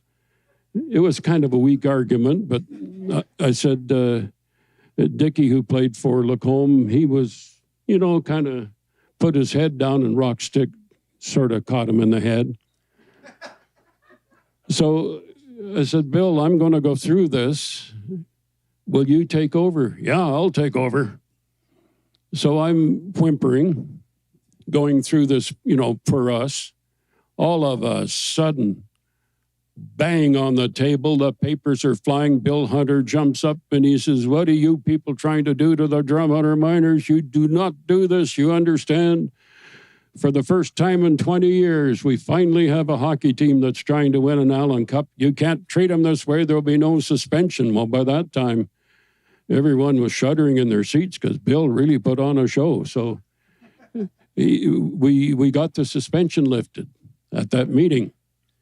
So getting back to Hunter and I refusing to play the 8th game, the league governor suspended us. Wild Bill calls on a Sunday and he says, Fisher, this ruling is going to go through Alberta, then through Canada. We will not be permitted to enter an arena where our teams are playing.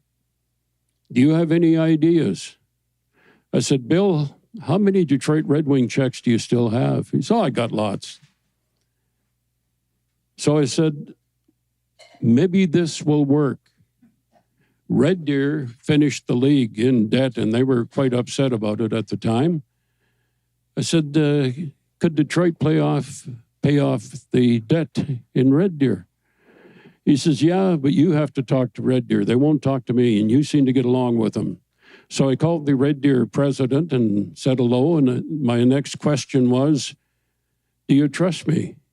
He said, yeah, I trust you. Well, how would you like to get out of debt right away? He says, I'll shine your shoes if you could do that. Now, he knew Drumheller didn't have the money to get Red Deer out of debt. I think he had it figured out, but he didn't let on. So I said, this is what you do. Right now, as I'm speaking, you're voting to get rid of Hunter and myself. But if you change your vote, your debt will be paid off. Okay, I'll change the vote, but this is, here's what you do. You say nothing until the meeting in the Stampede Corral the following night.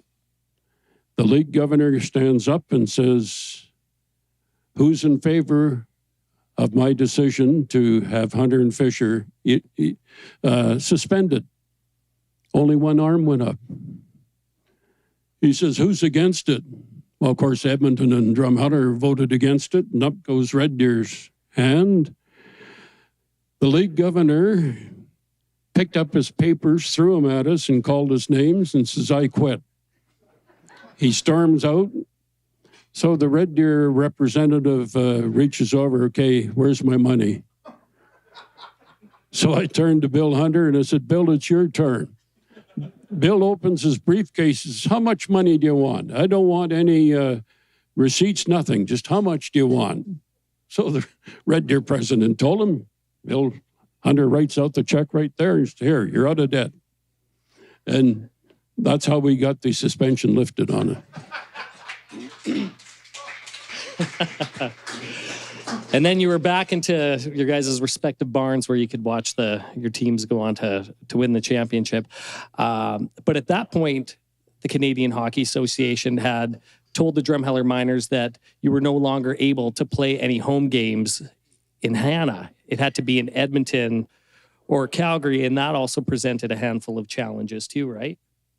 Yes, we even thought we could increase the ticket price tenfold to stay in Hannah. And they said, no, you must go to Edmonton or Calgary.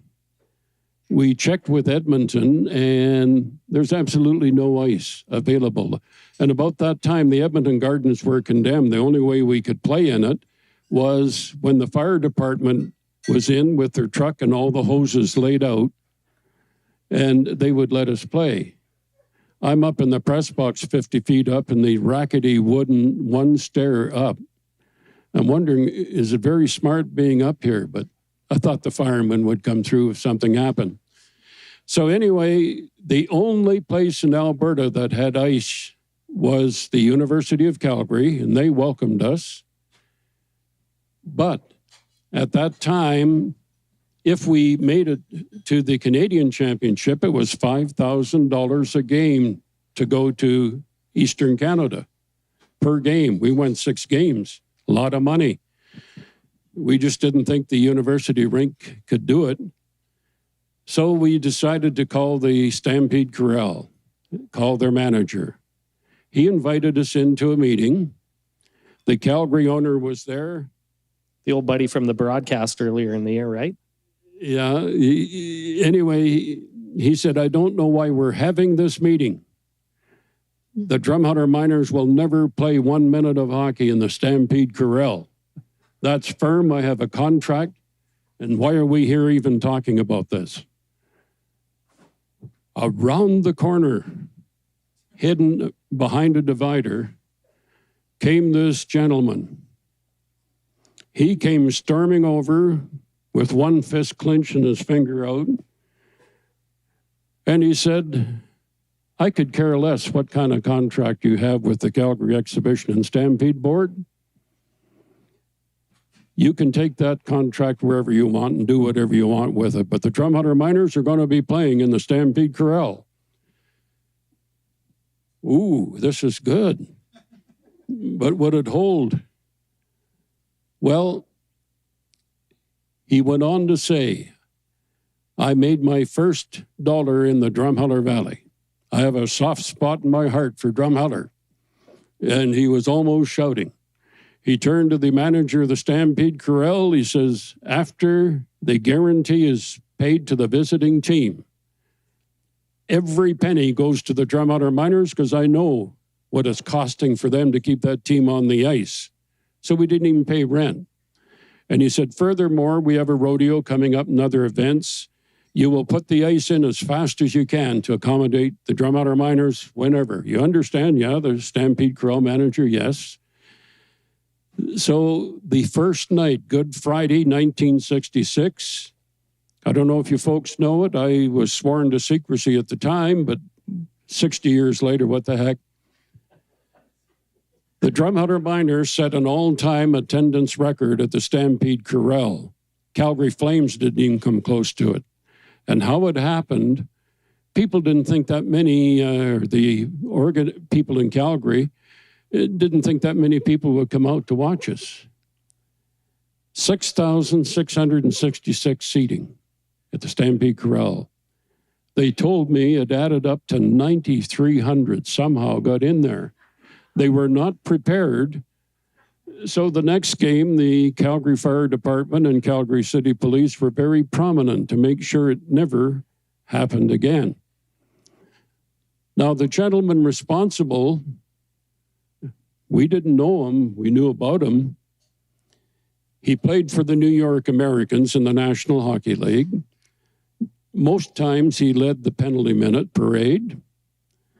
When the team disbanded during the Second World War, he was named only the second president of the National Hockey League. He comes to Calgary. He got so upset with the NHL when they reneged and would not let him start as the New York Americans again. He started up Dutton Construction. Now, Red Dutton's company built McMahon Stadium, major buildings in Calgary.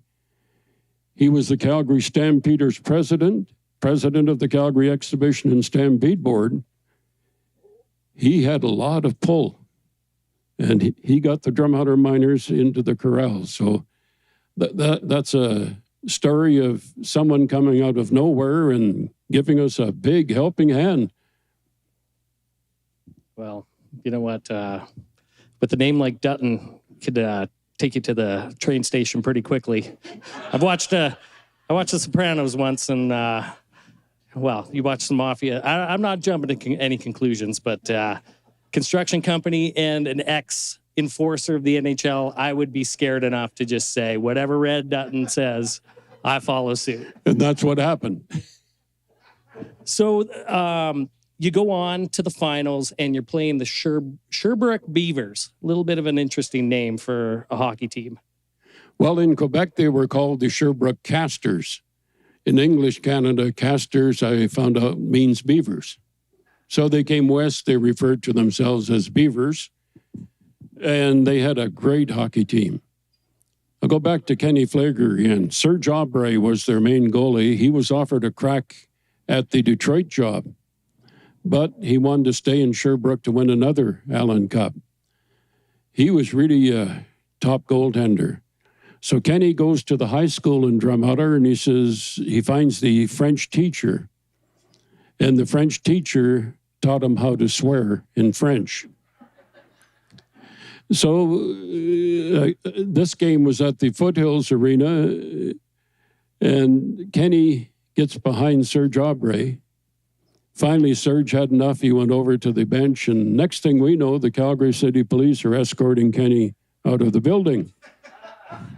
But Kenny never missed a second of play because he just ran around to the players' entrance and got back in. Then, again, Tony Coleman was just, I said, the police should have taken you too, Tony, because what you were getting away with. Well, Coach Roy Kelly put Rock Crawford on one side and Big Bill McCullough on the other side. Tony could do anything he wanted, and they wouldn't touch him. So we got into, they got us down 2-1. I didn't know this till just a few years ago. Lorne Braithwaite told me that he and his brother in Ray Saka had a meeting, and they said, there's no way we're going to win the Allan Cup. Not with this guy that Quebec showed up with. And the executive people told us, there's absolutely no one on the Montreal Canadiens team that can skate as fast as this guy. And this guy could score. So they're trying to figure out how to stop him. Well, Al Rollins said, I was in goal. 15 feet in front of me was Ray Saka and this guy waiting to get the puck. He says, 1 second his nose is here, the next second was over here. He said, I've never seen such a slick elbow, even in the NHL, that Ray Saka delivered. But 2 nights later, we go back to the corral. This guy was a streak. So Roy Kelly said, he hasn't got the message, because the miners could play rough when they had to. So he said, we're going to start a fight. You pick your guys. Well, one of our tough guys happened to square off with this great Quebec player. He came out on the ice with a football helmet. So the fight started, and he came up like this with his fingers under the football helmet, under his nose, right up. Well, that poor guy, he dropped to the ice, and he was on the midnight plane back to Quebec. So it was... And what game was this? That would be about game 4, because we didn't lose after that. All right. So, yeah, I was going to say the tides turned at that point.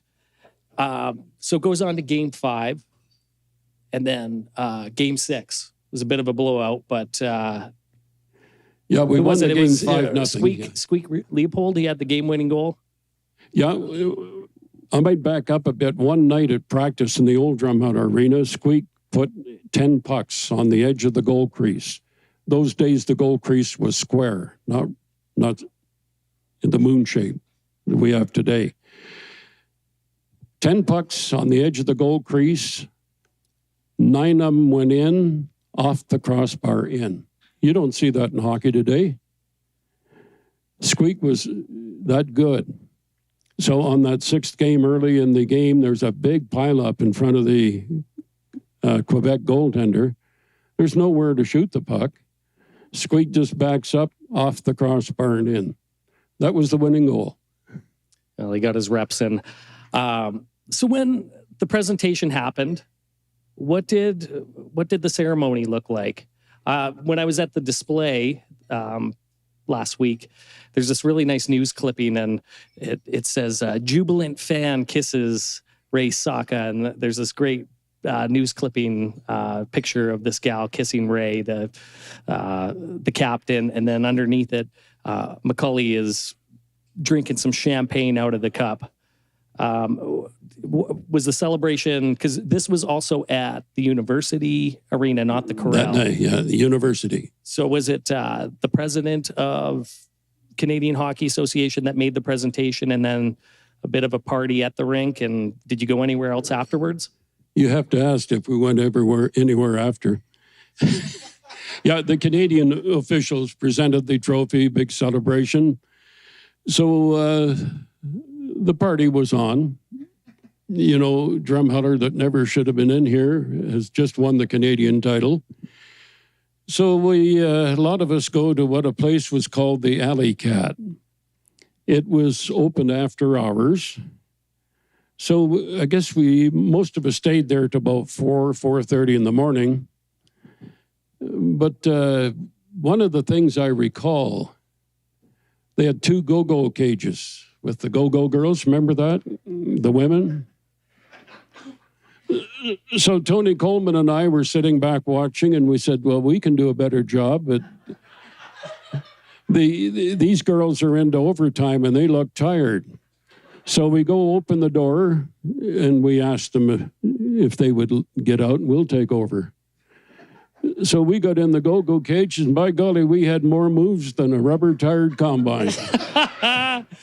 Oh, the Allan Cup was shining pretty sparkly at that point, like a disco ball. Yeah, but on the way home, I had a relatively new car, and Bruce and I always hung out together. So the car overheated this side of bicycle. I pull over about 6 in the morning, and the ditch is full of water, and I said, Bruce, if we only had something to put water in the radiator, we could get back to Drumheller. And he says, well, aren't you thinking? I said, what do you mean? Aren't you thinking what you have in the back seat of this car?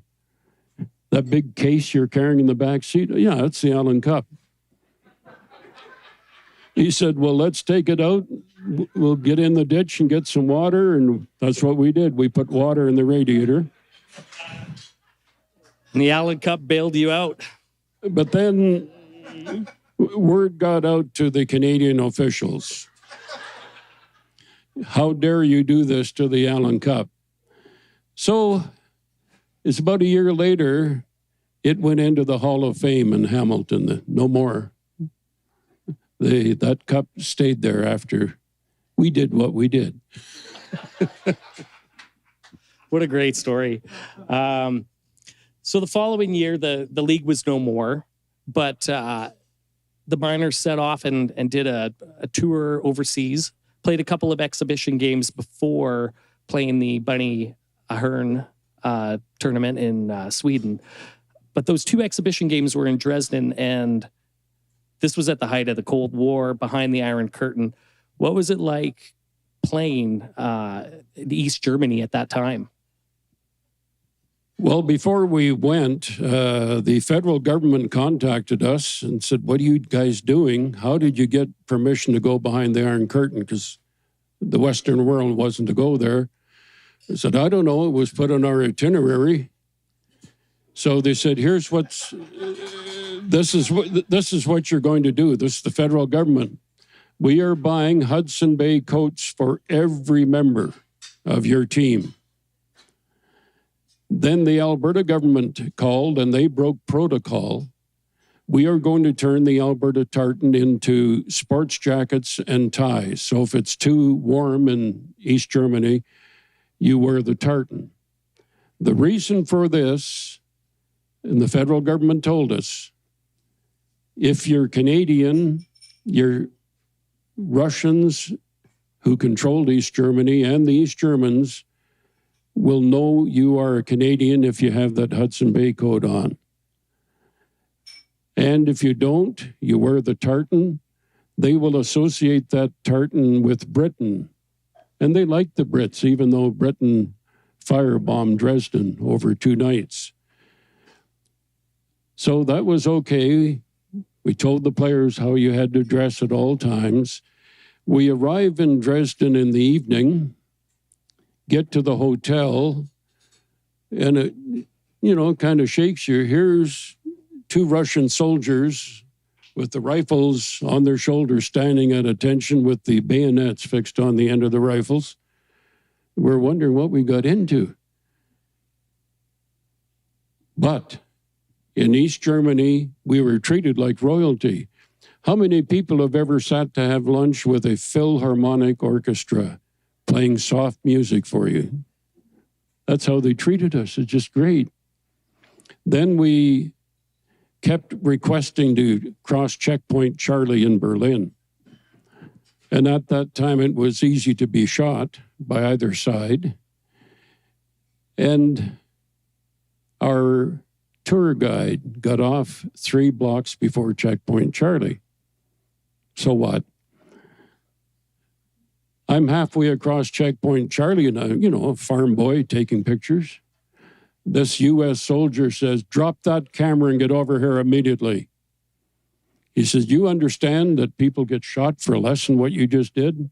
I said, well, So he said, by the way, who's your tour guide? So I described him. He said, he's from the KGB, sent in from Moscow. So okay. Yeah, they were spying on the miners. Yeah. So then we go to Sweden. We arrived Christmas Eve.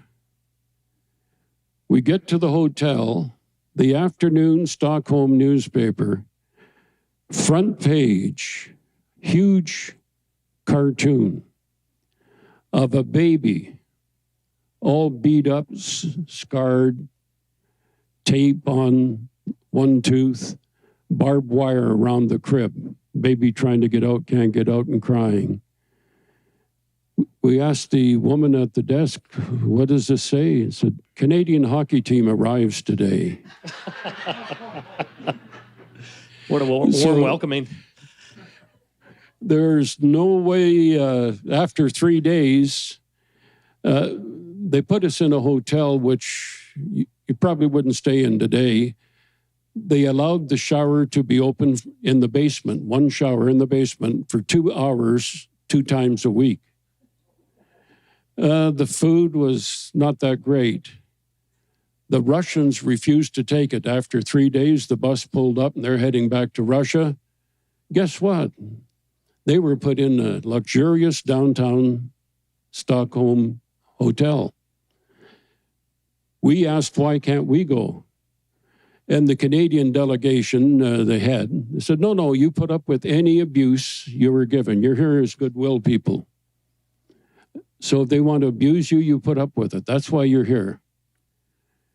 So that really set the players off.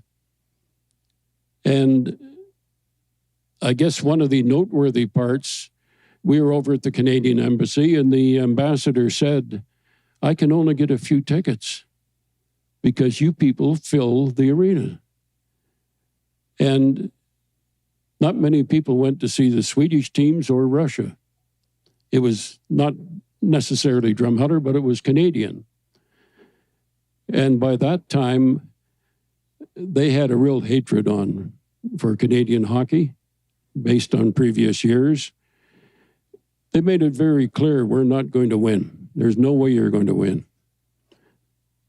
So this one game in the big stadium, we're up 1 goal in the third period. 7 5-minute majors within about a 5-minute period. The first bunch weren't even just brushing into a player.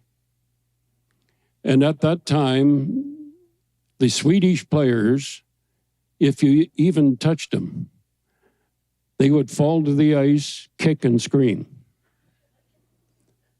So it just frustrated our guys to no end. So the great Elf Sterner, the first European to ever play in the National Hockey League, the Rangers let him come back to play us. Squeak Leopold was so tired, 5-on-3, he could hardly move. Sterner comes down, the crowd is standing cheering for their great hero.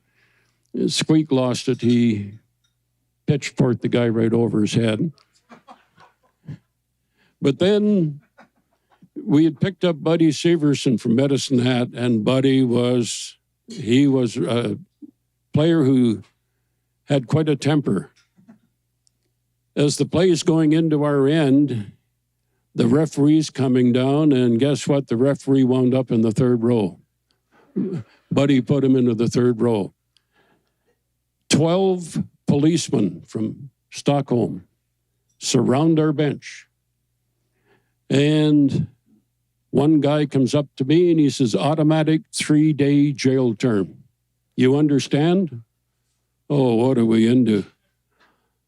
Well, one of our players heard this. His name was Rock Crawford.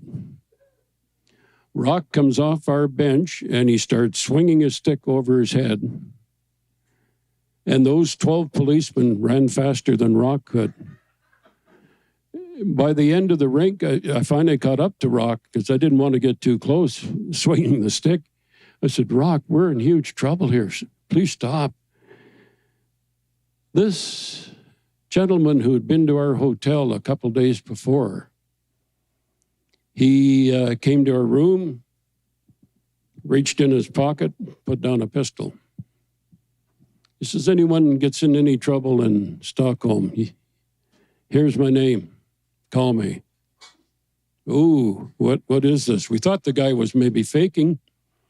I get to the end of the rink when Rock's chasing. He appears. And he comes up to me and says, stop. Nothing's going to happen. There'll never be a policeman bother you again. I'm looking after it. So guess what this guy might have been? Stockholm Mafia. The police would not come back. He says, there's no trouble. So then I got to tell a Doug Wilton story. Doug and I went to the rink before the team because our equipment was hung up, large dressing room hung up nicely. So we went to move it, but Russia took over the dressing room the night before. For no reason at all, I hear some, explicit words coming out. So I run around the corner, go into the dressing room, and hear Doug heaved a garbage can over my head, big steel garbage can, metal garbage can. And here, what upset him, the Russians took all our equipment, piled it in a heap, all the wet equipment, everything. So that's how they looked at it. And of course, the Russians, the 3 days we're in the hotel with them, they obviously had orders. We'd say hello, and they would not even look at us. But then I came back from Canada, and we beat them by a goal, as I recall. But it was, maybe we shouldn't have won. And I said, the day is coming very soon where we're going to have to put out the best professional hockey players to play Russia. People laughed at me, so I quit saying it anymore. Until the Summit Series happened. 3 years later, guess what happened? The big series. So, and with Russia, you never knew if they're giving you the worst team or the best team. You didn't know what they're up to. So you came back home, didn't win the tournament, of course, but once you came back to Drumheller, what was that when your time with the team had sort of ended? Because then you went on and went to Salt Lake City in the 70s afterwards. Is that correct? Yes, a couple of years later, but Bruce and I both, I guess about 67, we said, well, let someone else take over. And 2 years later, then we went down to Salt Lake, and we had to call it ice hockey. And the Mormon Afternoon newspaper, on the bulletin board as you walked in, they could not call it puck for fear of misprint. But the Utah fans really took to hockey. And halfway through our first season, and we did not have a very good hockey team, they decided, the Mormon people, that hockey was possibly the most athletic sport there was, and it should be supported.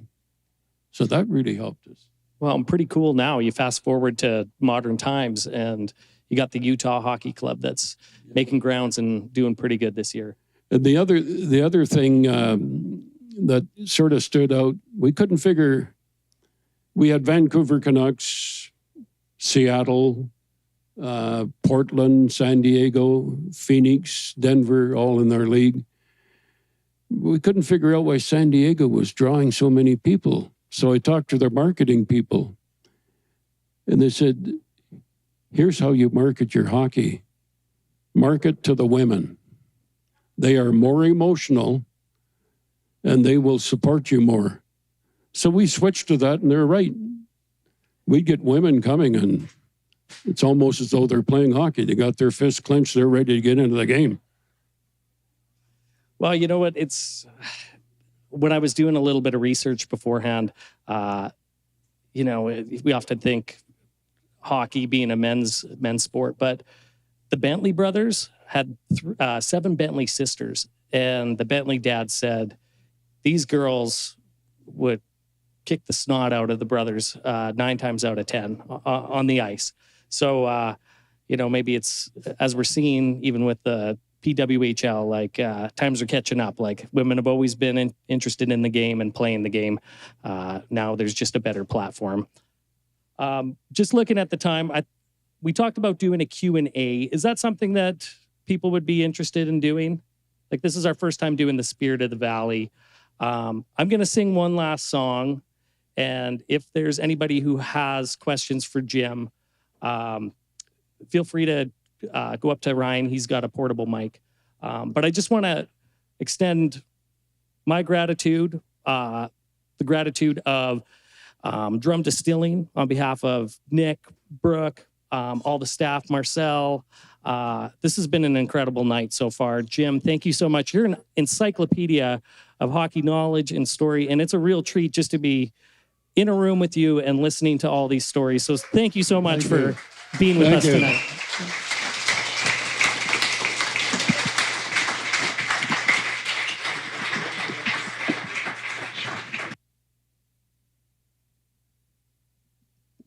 Also, need to thank Ryan Semchuk and Cody Schatz for all the stuff on the production end, because the intention is to, since we have the evening recorded, is to release it as a podcast or content online, which will be great to be able to share with everyone that wasn't able to be in this room with us this evening.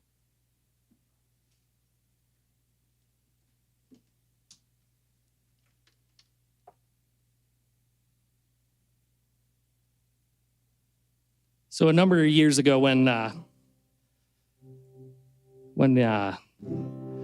released Valley Home, the commemorative album that touched on the human settler history here in the Drumheller Valley, I thought it was vital and very important that there needed to be one hockey song, a tribute song to the Drumheller miners. And what better moment to highlight than the Allan Cup championship in the mid-'60s.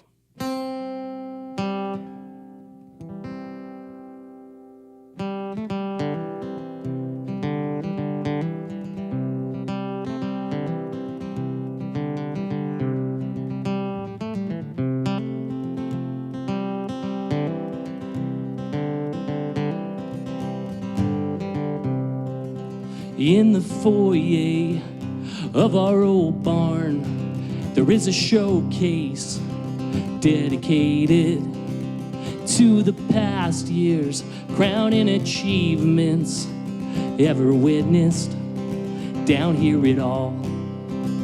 And every winter, as I walked with the bag on my shoulder, I would stop to see the faces brightly lit up in a picture holding that silver cup.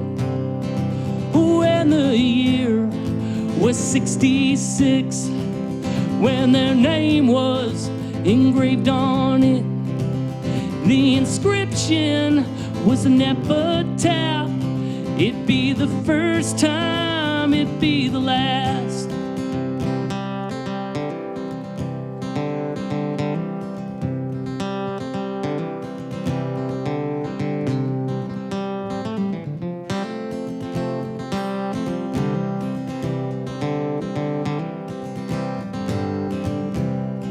In the stories told by my grandfather, this place was packed right to the rafters. Contrary to all I have seen, the empty seats once held belief when the spirit of the Bentley Five fought the depression, brought the town alive before the family split for the better time. The first squad folded was later revived when the reincarnation left to where they hoisted that prize overhead. Allan was traveling the homeward path. It'd be the first time, it'd be the last.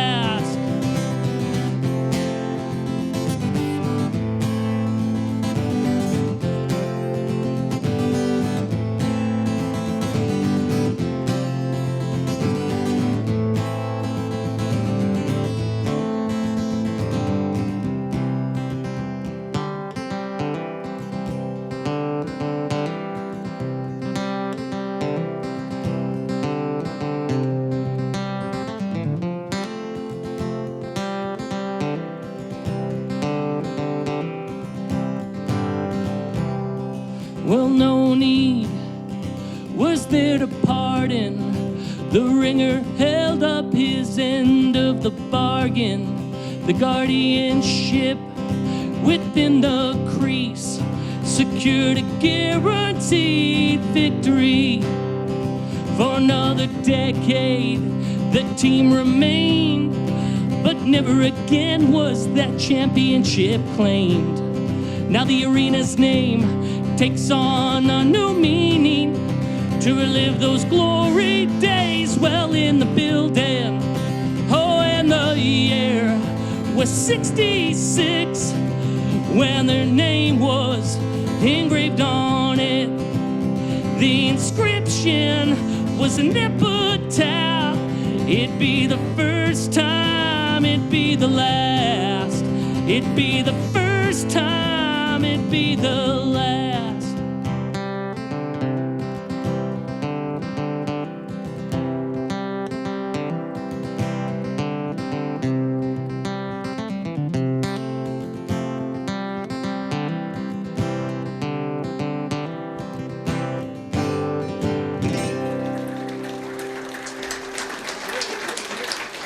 There we have it.